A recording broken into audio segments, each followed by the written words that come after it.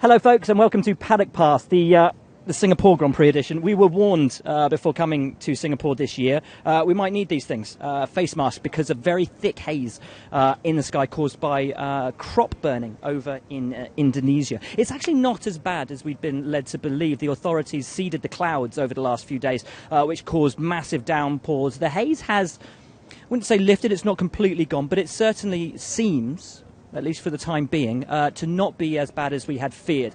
Because there were worries that with the smog, as it was, being quite thick, it would affect the drivers, as locals had been warned not to do any strenuous activity outdoors. And a 2-hour Grand Prix under the lights is quite a strenuous activity. Anyway, welcome to Singapore, the night race. We're incredibly glad to be here. It's such a phenomenal, really phenomenal event.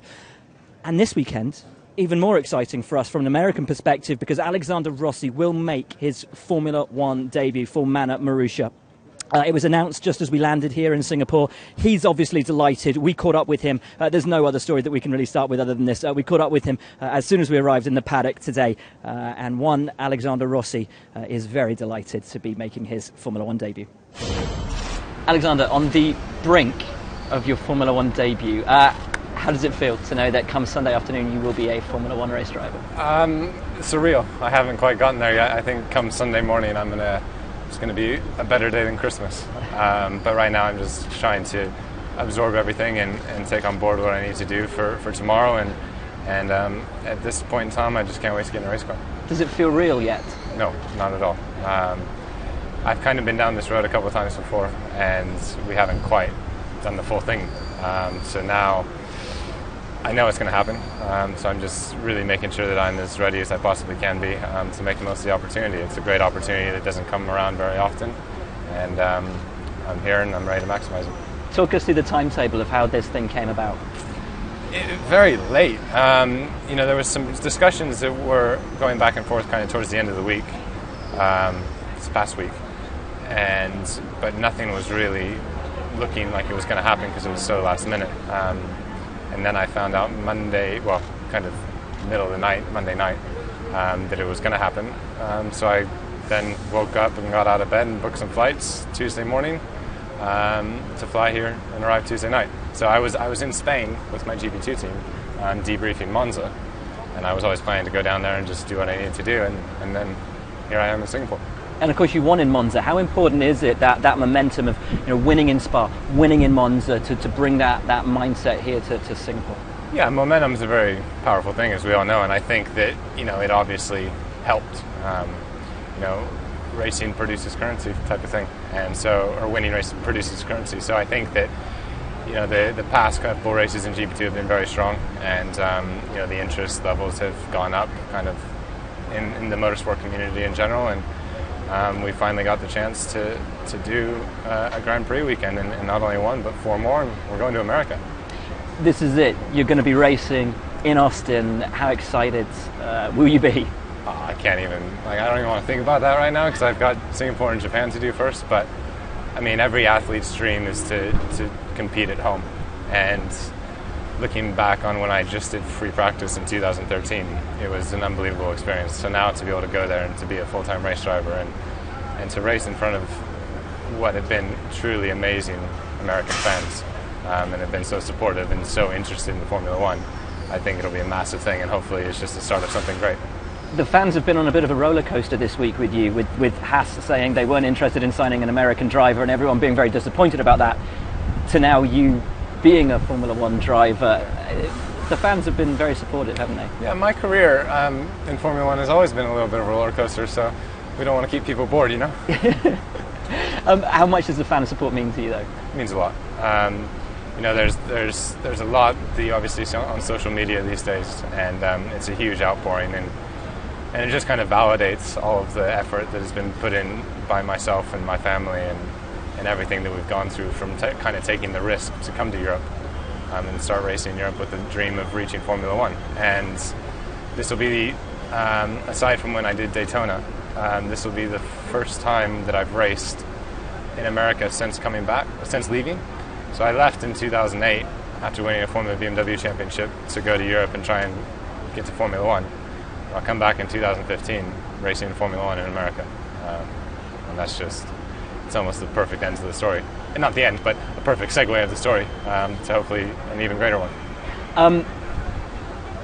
The journey has been long, but to get here with this team, we know you're not going to be fighting for wins this season. What is the objective? What are your personal objectives? What are the team's objectives?